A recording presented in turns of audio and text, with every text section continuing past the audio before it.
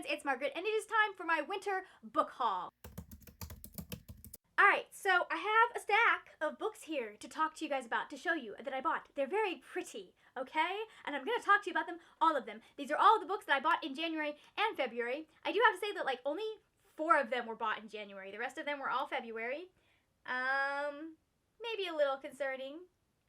It's fine. In my defense, I don't really have one. I'm going to start out with the books that I got from the thrift store, and then we'll move on from there. I actually didn't go to my thrift store at all for books in January because I was trying to conserve the amount of money I spent on books in January. I'm going to try and do better about this in March and April and May, especially since BookCon is coming, and we all know that when BookCon comes, I'm buying a lot of books. The first book that I got from the thrift store is A Court of Wings and Ruin by Sarah J. Maas. Eventually, I wanted the entire series, but they happened to have this in hardback, and I was like, I could pay, let's see, hold on, the price is in here. I could pay 99 cents for this, or I could pay $18.99 for this. So I got it. I'm actually not entirely sure whether I want hardcovers or paperbacks for this series because they are pretty hefty books. So I feel like I might like these in paperback. But again, it was $1. If you haven't read the A Court of Thorns and Roses series, it's about fairies and a girl who gets kidnapped by the fairies. And then she has to figure out a whole bunch of stuff that just really wasn't her problem, but she gets dragged into it anyways because she has poor taste in men. I don't have anything against who she ends up with because I love him. I would go be the queen of fairy with him too. So, you know, yeah. But, really, she chooses dudes that have a lot of baggage.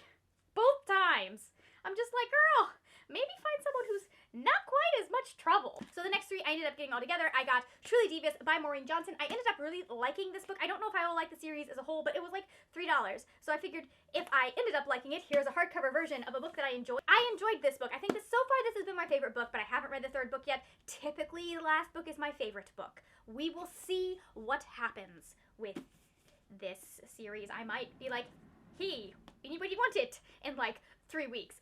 Who knows, because I'm planning on reading the last book soon. This is about a boarding school, and there's a murder that happened when the school was started, and there's also a murder that happens when the main character gets to the school. It's a mess. There's a lot of unanswered questions. She's obsessed with this original murder and then just gets dragged into all kinds of craziness. I really like people who are like going in for one thing and then they end up getting dragged into all kinds of drama. The other one that I got was The Wicked Deep by Shay Earnshaw. I don't even remember what this is about anymore. I think it was like, let's see. Oh, this is the one where they drown boys. Where every year, because there were 3 sisters that were accused of being witches and they were drowned, and so every year they come back and drown a boy, or every few years they come back. I don't know, but the main character ends up falling in love with the boy that's going to be the boy that gets drowned. I don't know how she would know that. I don't know. But it was a very pretty cover, and it was, okay, so part of the reason I bought this, even though I've never read it, was because it was this version, and I love that. I love this cover. I have a 1st edition version of Winterwood, which is also by Shay Earnshaw.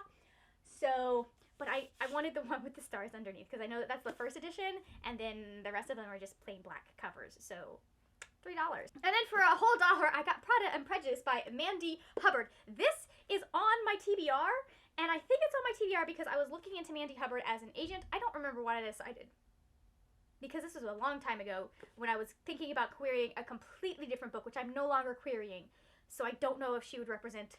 I actually probably should look into her. Anyways, it's about a girl that gets taken back in time, wearing Prada shoes, and has to do some sort of Pride and Prejudice type situation with a guy and a girl or she falls in love with the dude that's from back then. I'm not entirely sure. But it's a Pride and Prejudice retelling, so you knew I was in for it. So after that, I have books that I received for free. I got a couple from winning Goodreads giveaways, I'm pretty sure, and then I've got a couple that I got as a gift for Valentine's. So anyways, can we just appreciate that 4 of these books I didn't even have to pay for. It's a lot of books, but 4 of them I got from the thrift store. 4 of them I didn't have to pay for, and then you'll see the pile of books that I paid full price for. So the first one is The Feminist Agenda of Jemima Kincaid, and it is by Katie Hattemer. From what I understand, it's about a girl who's not into the idea of prom that ends up being roped into helping make prom happen, and then there's some other, I don't know if there's romance for her, but like her best friend starts falling for a boy, and she's very much like, no, boys are the worst, and it'll be interesting to see what happens here, because as you know, misandry has no place in feminism. So the next one is A Taste of Sage by Yafa S. Santos. I just recently got this from HarperCollins. I'm not entirely, I don't remember entering in this giveaway, but I must have. Apparently I'm really lucky when it comes to Goodreads giveaways because I've gotten a few books from them. Anyways, from what I understand, it's about a girl who has synesthesia and she can tell what a person's emotions are from tasting their cooking. So basically she tries to open a Dominican restaurant, that's the word, restaurant, and then it doesn't work. So she has to go and work at a French restaurant, and there's some sparks that fly between her and one of the head chefs there. I don't know, it sounds like something I will be into. The next two I received as gifts for Valentine's. I got them from Noria at Noria the Reader. Thank you so much, Noria. You made my day when you gave me these books. Like, I don't know how you knew what kind of books I wanted, but like I was so excited to finally have these in my hand. Anyways, that aside, I got Dear Allie, How Do You Write a Book by Allie Carter. If you didn't know, Allie Carter is one of my favorite writers. All of these are Allie Carter books. I love her. She is amazing. She is fantastic on Twitter. She's just so relatable as a writer. And so she sat down to write a book about writing. Technically, this is geared at teens, but writing advice is writing advice. I haven't read it yet, but I'm going to because I need it. I need inspiration. And then the other book that Noria got me was To Best the Boys by Mary Weber. If you don't know, I absolutely adore this book. I had so much fun reading it. I got to read it as an arc, and like I've been meaning to get myself a finished copy. I just haven't because I am the worst.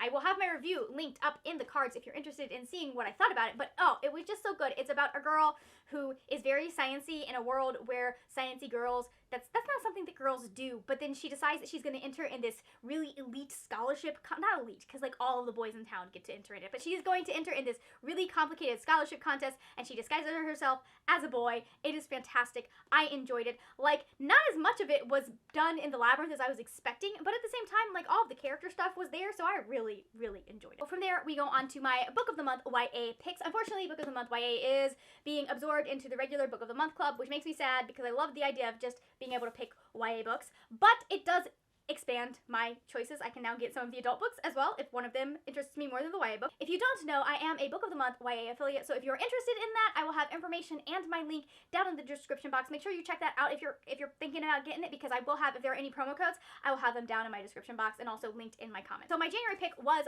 Oasis by Katia de Becerra. This, from what I understand, it's about a group of people that goes out into the desert and they get caught up in some possible fantasy shenanigans. Like, they're not expecting fantasy. I think it's an archaeological, it's an archaeological dig, and then they end up getting caught up in these fantasy shenanigans. It's a desert fantasy. I am highly interested in what's going on in this book. It sounds fascinating, and also the cover is absolutely stunning. Look at that. Look at that. And then my February pick was The Sound of Stars by Alechia Dow. This is about a girl who is hiding a library because apparently it is illegal at this point for her to have this library because aliens have taken over Earth. And then it's about a kid named, or not a kid, but like it's about a dude named Morris who is supposed to be feelingless, like android type thing, and he discovers a library and he's supposed to turn her in, but then for some reason he decides he's not going to turn her in. And feelings happen. Possibly. Also, another stunning, like, look at this. Look at this. It's so pretty. Now it is time to talk about all the things that I've bought for the bookstore. My bookstore got way too much of my money in February, but that's fine. It's okay. I'm going to enjoy every single one of these. I'm pretty sure. Well, some of them I have already enjoyed because I bought them because then I've already read them. But the first one I want to talk about is Northanger Abbey by Jane Austen. I got this for the Austen Anonymous read-along. I want to get all of them in this lovely Everyman's edition. I've been looking for a nice edition of the Jane Austen books, or basically of the classics that I can, like, at least the author can match. And I've been having a hard time finding one that I felt like had decent margins, all of that, for me to be able to do note-taking. So this was a really nice setup, and I really love these covers because they look stunning like this, but they're also gorgeous underneath. Like, I'm hoping each one is a different color, although, you know, I'm not going to take my dust jacket off because that's blasphemy. This is about, I don't remember her name, but basically she's way too into gothic novels, and it kind of leads to some weird flights of fancy when she goes to stay in this gothic mansion. It is really funny watching her jump to conclusions. Also, I think this is one of the most, like, tongue-in-cheek Jane Austen novels that you will read because she really just goes at gothic novels. She's like, this is bad writing, or something like that. I don't remember, but she had some commentary in the actual, like, worked into the book, in a really funny and hilarious way. I also ended up getting Broken Throne by Victoria Aveyard. I need to get the stickers off of it. I know, but I literally just took it out of my car where it's been sitting for like a month. I am a terrible person. I understand this. Anyways, this is all of the short stories that Victoria Aveyard wrote for the Red Queen series. Some of them she wrote during the series, a few of them she wrote after. It really helped me be at peace with how things ended at the end of Warstorm. It has put the Red Queen series back on the shelf as one of my series that like I really enjoyed. That it just has the tropes that I like. It does. And I know a lot of people are going to disagree with me, but you know what? Sometimes I just like the boring dude that's good at heart, okay? Anyways, so this series was so much fun to read, especially that last little bit at the end of this. Oh, it made me so happy. But this is the special, is it? I don't know. Is this a, yes, this is, it literally has a sticker. This is the Barnes & Noble exclusive edition. There's a pull-out royal family tree inside. Look at that. Wow. Not that I care about any of these people. Where the frack is Cal? Oh, there's Cal. Here's the thing. This happens. There's an addition that we could have made to this. I'm just gonna say that there's an addition we could have made. It could have been in this little family tree. It would have made it like something that I'd put on my wall. But like at this point, it's just like, this is a boring family tree. It doesn't have the characters I care about it on. So the next two books I got for Voltathon, well, I only got one of them for Voltathon, but I couldn't get one and not get the other because they're part of a series and they match, and I wanted these covers. It is Strange the Dreamer and Muse of Nightmares by Laini Taylor. I love this series. Love this one a little more than I love this one because things happen, but I love these covers. I think they are absolutely stunning. They are definitely superior to the regular US hardcover, so I had to get them. They're also very floppy. Look at that. Anyways, so I'm not weird at all. If you don't know, this is about Laszlo Strange and someone else who I am not going to name because it's kind of a spoiler, but basically he's a librarian and he gets roped into his dream job of going to this city that everyone thinks is imaginary until people show up from said city going, hey, we kind of need help. And so he gets dragged along. I love it. It is such a gorgeous lyrical series. It made me so happy.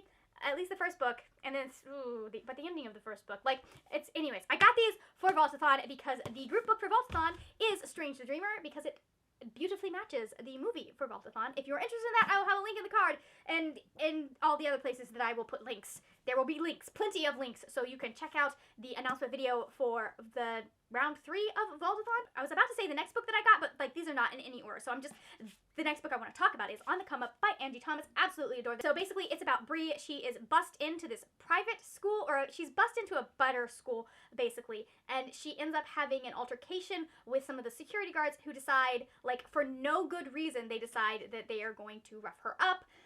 And it gets caught on camera. She ends up recording a song about what it was like to be profiled, to be seen as this, that, or the other thing just because she is a black girl, and it kind of goes viral. This is so good. You should read it. If you want more, look for my February wrap-up because I read it in February. Angie Thomas knows how to do family dynamics. She just is a genius, a master, the queen of family dynamics. So I also got some new releases. I got The Stars We Steal by Alexa Dunn. If you don't know, I absolutely adored this book. It's a retelling of Persuasion by Jane Austen. It's like Persuasion meets The Bachelor in space. It was really fun. There was a lot of angst and people being stupid. And you know how much I love people being stupid. I have a review up if you are interested in more of my thoughts. It was so much fun to read this. I got this actually as an ARC. It's back there. You can't even see it. It's off camera. But I had to get a finished copy, and I cannot wait to reread this and like mark this baby up. Another one that I read as an ARC and was like, I need to get the finished copy was Spin the Dawn by Elizabeth Lim. I was very bad about keeping up with my ARCs. There's a review that will be posted at some point when I find time with it, but I really enjoy this. It's a retelling of Mulan meets Project Runway. She is competing to be the Emperor's tailor, but she has to pretend to be her brother in order to actually be in the competition. I really enjoyed this. I gave this 4 stars. It was so much fun to read. There were places where I was like, I would have liked a little more here. Please, thank you. But all in all, I really enjoyed it, and I cannot wait for the next book. I'm really trying to get my NetGalley percentage up so I can request book 2. because they gave me book 1, so I figure I have to at least post my review for this one before I request book 2. And the final book, the pièce de résistance of this haul, is Of Curses and Kisses by Sandhya Menon. I have not read this book yet. I know it is a Beauty and the Beast retelling. I know it's set in a boarding school, and I know they kind of hate each other. That's all I know. And I love it already. Look at this cover, though. Can we please appreciate this cover?